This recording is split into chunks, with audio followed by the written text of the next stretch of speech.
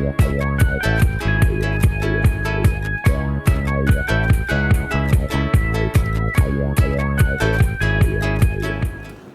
I'm Stan Stolniker with Hub Culture, and we're at the New York Times International Summit on Green Energy. Joining me now is Rachel Kyte from the World Bank and Special Representative to the Secretary General, incoming CEO for Sustainable Energy for All. So a lot going on your plate. Thanks for joining us. Thank you. It's good to see you, Stan. It's great to see you. Let's talk a little bit about outcomes from COP. What do you see happening, and what's your general impression? Well, I mean, we're at that critical stage where the ministers are taking the documents into closed sessions and really drilling through all the issues. So we don't know what's going to sort of like pop out of this process over the next few days. But I think that the shared sense is that there's a real determination to get a good deal here. Mm-hmm. Everybody's in the negotiations, which is critical.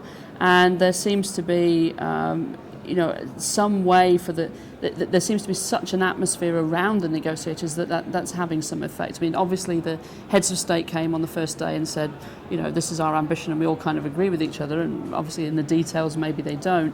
But then the extraordinary activity in all of the sessions around the negotiators have really kind of changed the temperature of the water that the negotiators have to swim in. Interesting. One of the big topics that we've been hearing a lot about this year is the subject of divestment. Yep. And the magic number seems to be 3.4 trillion. I keep hearing thrown about. What are your thoughts on the bank's approach towards divestment, and then the general picture on divestment? Well, you've got a real spectrum of activity around the central thesis that we have to have less carbon in the economy, and that if you're an investor, or if you're saving, or if you're protecting the savings of others, i.e. an institutional investor or a pension fund, you need to be extremely concerned about your exposure to carbon, given that this is something that's going to be priced higher in the future, and effectively we need to generate an economy that has less or none of it. Right, so it's a long-term position. What are you doing with carbon? And so on one end we've got the divestment movement, which is really moving at a very fast pace from 50 million sort of this time last year to 3.4 trillion now, through That's to a lot of change. A portfolio decarbonisation project, key institutional investors and insurance companies saying how they will decarbonise their portfolios. They said that they thought they'd be at 100 billion for Paris. They're at 600 billion and counting.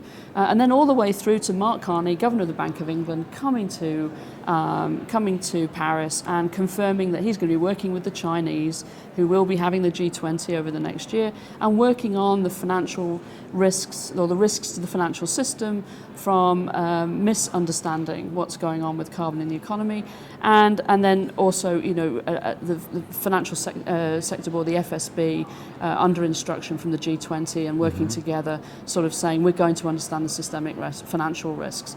So I think it's really important to understand that there are millions of dollars being pledged here for the things that need millions.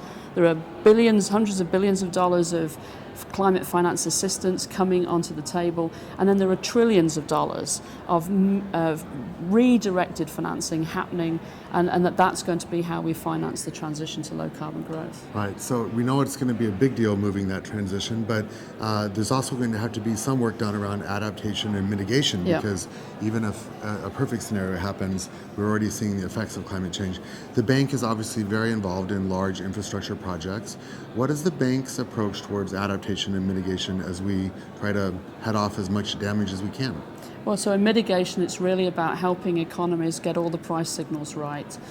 So we want to see economies understanding how they're going to grow without carbon, so how they can price carbon effectively, how they can remove harmful subsidies on carbon, making sure that the poor and low income and middle classes don't suffer as a result of an adjustment from one way of subsidising to another.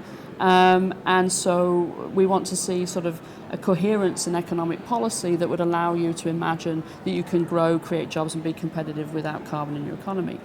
Adaptation, more difficult. I mean, adaptation, there are additional costs of adapting and building resilience, and it is the lowest income countries that are the most vulnerable, and it is the poorest people within those low income countries that are the most vulnerable of the vulnerable. And that means that we will have to raise concessional finance. We need to direct our aid money and our climate money to make sure that we don't leave anybody behind in this transition, and that the poorest of the poor, the most vulnerable, are made more resilient to climate change. That means that there's always going to be a role for development finance. We're going to have to raise solidarity funds for the poorest, and that we cannot, in our excitement around the trillions of dollars that are beginning to move in the industrialized world, that we can't forget that there is a real need to be in financial solidarity with the poorest. Right. Okay. Rachel Kyte, thank you so much for joining us. I'm Stan Stolniker with Hub Culture here in Paris at COP21. Great to see you as always, and thanks so much for spending a few minutes to update us. Thanks, Dan. Take care. Thanks.